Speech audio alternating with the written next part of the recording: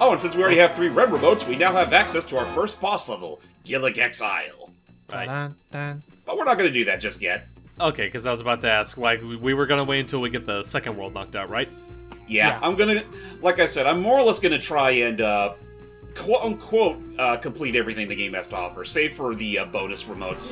Right. Because some of those games, as I've seen firsthand, are pretty mean. So right off the bat, I can say right now that Dana Gold. I think it's Dana Gold, yeah. He was on The Simpsons as of 2020. Oh. He was also in The Problem with Apu, which is a film I don't fully support, but he was also there, and I don't take that as you will. Let's see what else. He was apparently also a recurring character on Mighty Magiswords. Oh. You know what? Plays a character named Norman. Okay, that's one of those shows where it's like I'm not too familiar with, and I don't hear too many people talk about. But the little times I hear of it, it's all right. So I might need to check it out eventually. From what I've seen, a couple of friends have shown me clips of it. The style is really nice. It has a really cool... It has a silly premise. Basically, it's a brother and sister who explore in a world, and the whole idea is that this is a world where there's, like, swords that can do anything. Like, not even swords that fight. Just literally like, oh, I could really go for a ham sandwich right now with extra mayo. And it's like, ham sandwich with extra mayo, Magisword! And that is its literally only purpose on this god-given earth is just to create ham sandwiches with slightly above average contents of mayo. Well, and yet they have a whole event, and then they'll have to have the mustard Magisword. So that's the whole gimmick, and then I guess at that point, from what I've seen, the premise of it is more character driven, or there'll be actual like events that they have to do. So it's never... From what I'd seen, the conflict was never on the Magisword itself. In that case, the whole premise of the show was, what if... Oh. Just me, or am I engulfed in flames? You know what? You know what? That has got to be the most apropos reaction. Oh, hang on. to Go back to powers. that. I was about to say, go back to that crawling area while he still has it. Just how quickly he does it just amuses me. Oh my god! But yeah, oh my god! Otherwise, yeah, no, that is the most that is the most appropriate reaction to this new state of development. So, what is the fire thing now? It's pretty much just an invulnerability power-up. Invulnerability, and it does make you slightly faster. Okay. Do we ever lose it? Yeah, it is under a time limit, or it's under a quote-unquote cooldown. Well, I would say it's a neat looking effect. Yeah. I was about to say, that is also like another change-up that they did between Gex 1 and 2. Power-ups now have like a timer of sorts. It's no longer like you keep it as long as you don't get hit. Rats. Yeah, and on top of that, they don't stack like the power-ups in Gex 1 do. But that, I mean, again, that's mostly because it's more time-based now, and it's not like you actually outright lose it when you get hit, save for one other exception I can think of. Otherwise, I see it as like, you know, it's balancing. That's how they were able to keep this, you know, difficulty fair. And what's going on here? Step into the light, my child. So it looks like at that moment there'll be times where the game takes... You mean this light? Apparently there'll be times where the game takes control to show you like point of interest. Ow. Yeah. Okay. It's not terribly, you know, often that it'll do that, but it's mostly there for the sake of for the more cinematic stuff. Also, I think for jumps like that, you may actually want to do a jump kick, because at that point I feel like it could work as a sort of pseudo long jump. In a matter of speaking, yes. Well, you say that, but I think he's also trying to collect like the line of like collectibles. Like, would that like jump kick be like at a perfect arc where he could collect them all in that one jump? I maybe, realized but I doubt it. it's actually pretty low to the ground. Fair enough. Oh yeah, and the reason why they say go into the light is because usually the light will more or less be like a reddish color, which means the specter like hovering around it will be hostile. But if you're like the smack dab middle of it and it turns green, then it'll be friendly and it won't bother hurting you. Oh, and now we get to collect Jason masks. Man, how many has he been losing throughout all these movies? You honestly would be surprised. But what was I gonna say? We mentioned Magiswords. Yeah, so the style of Magiswords looks okay. The biggest, I guess, criticism I could give it is that whenever I try to look... Oh, this one's pretty easy to miss. Ah. Ooh. Is that whenever I look up footage of it or like a full-on episode, I'm not gonna... I can understand that animation, especially on a budget, especially with a limited amount of time per episode, can be rough, but the pacing of a Magiswords episode is... how to put it? Breakneck? best way I can put it? Who here has seen the Lego Movie? I have. I've seen bits and pieces. Okay, so hype. You ever feel like the first 10 to 15 minutes of the Lego Movie move unbelievably faster than the rest of the movie? Because I felt that. It never occurred to me when I watched it. Like, I never had a problem with how it was paced, but I guess I can understand where you're coming from. Just at the very start, when it's introducing, Morgan Freeman's character and I almost call him Professor Business, President Business, and everything, like all that. I just remember the stakes involved moving very. What do you think he's trying to tell us, James? He's trying to say, "Cut off my head, you'll be in for a surprise." Okay, Bye, Charlie, you buddy. got it. Oh. Literally a surprise. Just a bonk and okay, well. Now, tail the head one more time, and he's completely disposed of. Gotcha. Oh, and I guess that goes without saying. Is there any reason why we should? Thank you. Is there any reason why we should continue collecting power-ups after we found all? Actually, 20, 30, 50, yeah. After we found all 100 of the collectibles, is there any other reason why we should collect them anymore?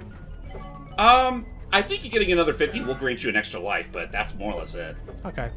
Now then, if I'm not mistaken, I'm still missing one more blood cooler, which should hopefully be in this room. Also, hey there, big guy. Hey, Rez, buddy. Look at him. You've certainly gotten a little more Pointier. menacing and more metal than the last time we met. Yeah, he also lost a good chunk of his body, looks like. Oh, there's there the we go. There's the last blood cooler. But yes, regardless, Magic Swords is okay. I just feel like the pacing of the dialogue and scene transitions, it makes me feel old. It makes me feel like I'm like, oh jeez, you make me just want to sit down and take a load off and rest and wait for the next scene to come. Yeah, I get that. But otherwise, it's an inoffensive, fun show. You want to know the funny thing about all that? What's it? I actually briefly worked with the guy that made that show. Really? Oh, really? He has a comic. He had this web comic. I don't know if he still works on it, but it involved like this raccoon character. It sounds familiar. He asked me to help him with one of his pages, and I got a commission out of it. Huh. That's neat. I'm gonna look that up. I'm gonna see it. Oh, there's this. Okay, let me look at that. Anyway, So I want to look at what that comic is. Kyle Caro. Oh, you know what? I remember this guy. I also remember. I also remember reading about this guy that apparently at one point there was a really creepy thing. He had a really creepy interaction with like some dude online or something like that. Where like it was basically like it was like the horror scenario of like a commissioner who gets really like over like possessive or over. It was a whole thing, but I remember about this. Just look up Kyle Carosa stalker kind of thing, and it all gets Man. And I think, you know what it is? I remember now. This drama was also tied back to the Golden Remote. It was tied back to some drama regarding, I want to say Has Been Hotel and something like that, where Vivzy was getting that. There's a whole thing to it. Anywho, what happens here, James? Alright, so every once in a while you'll be able to unlock a bonus level, and these are pretty much your standard little collectathons in a very random, like, playroom, where they litter a whole bunch of stuff. Just collect all the items within a certain time, and a golden remote will be your prize at the very end of it. Okay. Now, as far as I'm aware, all the gold remotes do is unlike 3 other levels that can be found at the very tippy top of the hub. Okay. And I don't think they're outright required to beat the game per se, but they do net you like a couple more red remotes. Alrighty. Which I mean, as far as we're concerned, that still links to 100% completion. Okay. Well, while looking up information about that Kyle Carosa fellow, I also apparently looks like he actually worked at Funny Bone Interactive, the same company that made stuff like the Animaniacs computer game. Oh.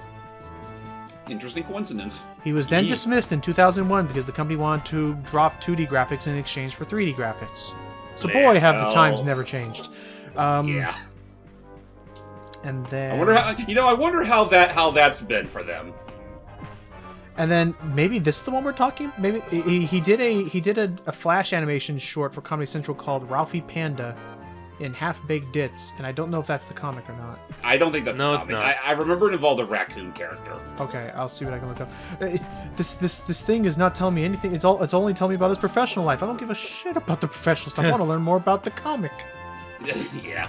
I mean, I don't know. It might just be one of those things that never really, got off the ground. Much like, I know there was another thing he tried to pitch to Nickelodeon, which involved some sort of cow pirate character. Riley Raccoon. Right, that might be it. Get the remote.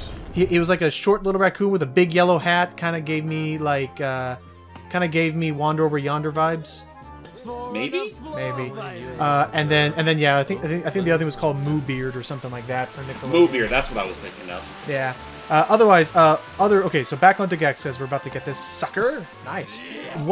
This whole time as we've been moving around, I assume it's a symbol for the camera, but I kept seeing what looked like a freaking Wings of Honor medal in the lower right corner of the screen. Is that just like the hey, you're in free roam camera now kind of thing? Yes, that is pretty much the icon that's displayed when you're in semi-automatic. In fact, once this thing's done saving... I guess I can't do it here, because the camera... There we go. So, here's all the camera options we have. We have semi-automatic with the wings, yes. Manual with the gears, and automatic with the coil. Okay. But semi-automatic probably is just the easiest for now. It's the most bearable as far as... honestly, none of them really do help really solve this game's pretty iffy camera. So with that all said and done, ladies and gentlemen, you more or less saw the pathway straight to the Survive the Haunted Mansion remote. So we're just going to go ahead and cut to when we actually reach it. Be right back. Bye. Yeah. I mean, hi. Hi, I'm here for the real world interview. Hello. We're almost there, and then I'll ask my question. Because we're almost out of here. On our way. There we go. Welcome back, everybody. We escaped. You all did not miss a damn thing. Oh, did you? Now we just gotta find that hidden remote and get on out of here off the elevator. Now, the funny thing about that hidden remote is that it's actually linked to the very last mission we still need to do here. Okay. So I hope you weren't literally combing the entire area with a fine gecko tail. Now that's what I call getting some tail. I'm sorry, I just thought of something horrible. Continue. Alright, so the last thing we need to do is to ride the haunted elevator. By all means, go on. Show me. If Matt was here, he would probably have an absolute field day with this particular mission. Well, at least for 5 minutes. Yeah, wow. Very generous of them to just flat out show us the hidden remote. The Matterhorn, what are you gonna do? I don't know, what are we gonna do?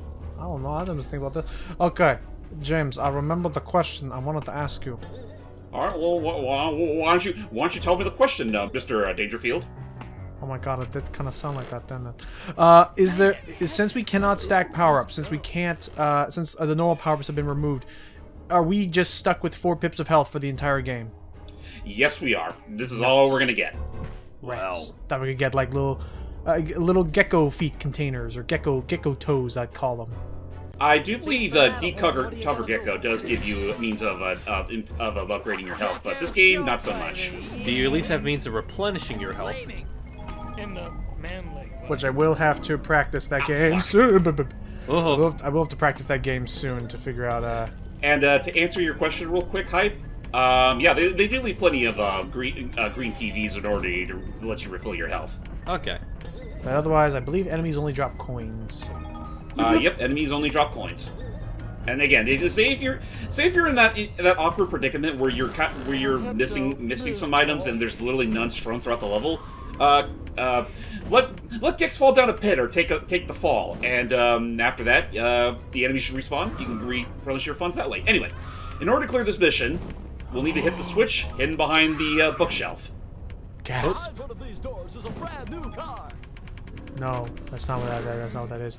Also, seeing the Mona Lisa just reminds me of that new Bad Guys trailer I finally got around to Oh watching. yeah, where he stole the Mona Lisa while posing as the Mona Lisa. Yeah. Which, the animation and the style does look really, really good, but I really hope, I will admit that for some of those scenes, I really hope that those are not the final takes they're using for those scenes. That's what I was saying earlier. Like, I'm sure that they only did that for the sake of the trailer, but like the mixing in that second trailer isn't quite as sharp as in the first one. Well, just because like the bit when they were trying to get the cat out of the tree, I loved the over the top like style of all of them like trying to scream at the cat, but the voice line they used, but the voice line didn't match that energy. I don't. It almost seems like maybe it was earlier. But regardless, I'm looking forward to that. I'm looking forward to it. I love the character designs. Like, they all look so, cuddly and whatnot. It's a soft shaded, yeah. Oh yeah, and I'll also give bad guys this. It actually created a tarantula that I can actually look at. Yay! Really? Mr. Tarantula has a pretty neat design, and it's also interesting that they actually now, because I don't remember it, I don't recall if people were able to confirm it or not at the time, but this like now confirms that no, in this world the animals live amongst the humans. Right. Oh. Because in that first trailer, it looked like it was just an animal land. So it's kind of like, what, Wind in the Willows? I guess so, Kind of. yeah, pretty much. Except, Anyway, Logan, just for you, we're gonna go down a ride. where's the... Oh... What the? She is a snack. I will get Disney's lawyers on the phone at once. But I'm glad that they referenced that. Yeah. They had to. I mean, this is the obligatory haunted level. It is the Haunted Now, Mansion. there's the remote right there, but... As my GPS once told me on a cursed road trip when I was halfway across the Golden Gate Bridge, take a left turn. And it was a very rough evening, all things considered. Anywho, bad jokes aside, because Gex just puts me in the mood for that kind of crap. Now, if we were to consider each boss like as a world of sorts, how many like bosses do we have to go up against? There are 4 in total. Okay. Counting or not counting the final boss? Counting the final boss, yes. Okay, so we got... There's not too many to worry about, though. That being said, though, I do believe there's technically 5 quote-unquote parts of the hub, but there's only one in particular that does not, come attached with a boss fight. Gotcha. Okay. So that won't be too hard to, work around. But that being said, we're more or less cleaned out this section of the area. So let's go head on to Gilligex Island. I've never seen an episode of the actual Gilligan's Isle. I have. Is it okay? Or what? It's fine. I mean, like, it's obviously like a product of its time, but it's one of those products of its time where, it's still charming in its own right. He's Papu Papu. And it's Papu Papu and his weirdly shapen brothers. Oh boy. Oh, look at that. We are dressed up as Gilligan Island, I see. So we need to position ourselves that we hit the fireballs right back at him. Yep, and that's literally all there is to the fight. Oh. I will admit, this is probably not one of the stronger fights in the entire game. Well, it's the looks first like fight, so... I'll say, otherwise it looks like it's about to be over right now. Well, Yeah, as soon as we get assuming I carefully align myself with the sacred flames and then bat it straight back at the Tiki Bro. Well, there you go. And that's that. I don't even think... I think Gex tried to say something, but I don't even think... I think Gex was actually at a loss for words about that fight. Fine. Tail time? Oh yeah, alright, well that all said and done, we are pretty much done with the quote-unquote first hub of the game, and now the gate shall open to our next portion. Woo! Dun dun dun. And I do love the little splendor that happens every time you unlock a new something in the world. It's a cool sting. That being said, actually, before we do head on over there and check out what's left, and then call it a session, we can climb up here and we will see the fruits of our labor. At least when it comes to the gold remotes. Ooh. So when we come Nothing. up here, we can find bricks of cheese. Cheese. No, I still need to watch that video later. Wrong IP. But if we come up there, I'm sure we'll get either some sort of cheat code or a cosmetic or something neat. Actually, that's where we'll find new levels. Oh. But that being said, now we're pretty much at the very center of the hub, and here we will find Central Circuit. Pretty much the Sci-fi? the channel to be for your typical technical wizard / nerd. Oh, okay. Gizmos. Then we got another episode of Screen TV, Is Steinfeld, something like that. I don't know, that's all I can and read. finally we have wrong channel. We need more remotes. Here we go, Kung Fu Theater. Oh, and as I was noticing back there, so some of these say tongue. I'll say tongue. But I was noticing that some of these bosses will actually require you to have red remotes from that hub, not just all together. Yeah, it just needs red remotes in total, because now we already have, like, Oh, what, 6 of nah. them? Oh, you know what it is? I didn't notice the little... I thought it was a really curvy 5 at first. I didn't see that Mushu pork. other part of the 9. Alrighty. Well, we got our work cut out for us. Yep, that being said, we'll see you all next time for some KungFuTheater.com. Scream! Scream.